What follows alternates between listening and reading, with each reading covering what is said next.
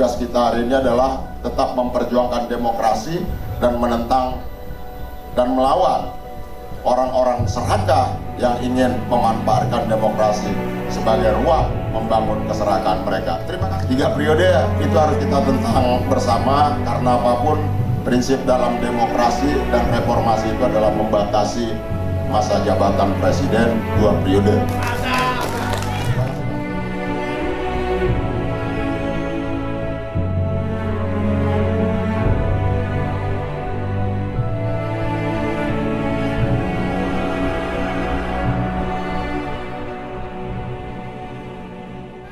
Terima kasih, Pak. Yang saya hormatin abang anda saya, Bang Hariman Siregar, yang selalu memberikan inspirasi dan menularkan semangat buat kita-kita semua, khususnya generasi muda, bagaimana kita bicara tentang demokrasi, dan demokrasi itu menjadi bagian dari budaya dan perilaku hidup kita sehari-hari. Terima kasih, Bang Hariman. Nah, tentu kita bicara demokrasi hari ini, bagaimana kita menolak lupa tentang demokrasi itu, tentu sebagai demokrasi sebagai ruang bersama, di mana harusnya rakyat memperoleh kemuliaan di dalam ruang demokrasi ini.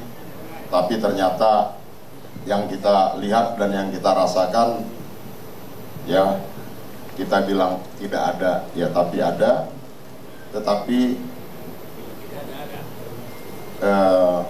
rasanya buat masyarakat juga ya ada, tapi sedikit. Lebih pada demokrasi prosedural ANSI. Bahkan abang anda saya, senior saya, Bang Effendi, menggambarkan bagaimana anggota DPR sebagai wakil rakyat itu ya seperti PNS gitu, Bang, ya.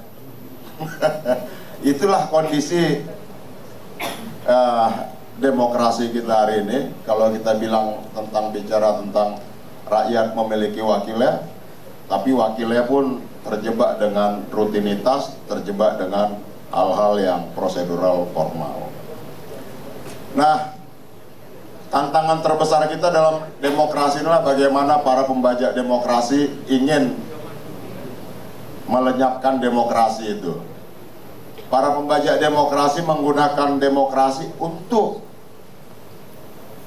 memperkaya dan menghisap kaum miskin tadi. Nah, maka saya terima kasih, Bang Hariman, kita diingatkan terus supaya kita semua ini menjadi, dan perjuangan kita itu menambah tenaganya kaum lemah itu, menambah tenaga buat rakyat kecil itu, menambah tenaga buat yang miskin.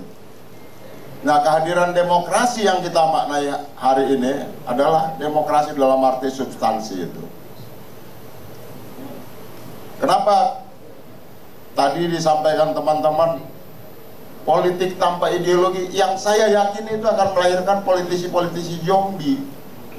Dia hanya bicara di dalam tataran ruang yang sangat normatif. Dia tidak akan pernah mampu masuk menyentuh hal-hal yang substantif.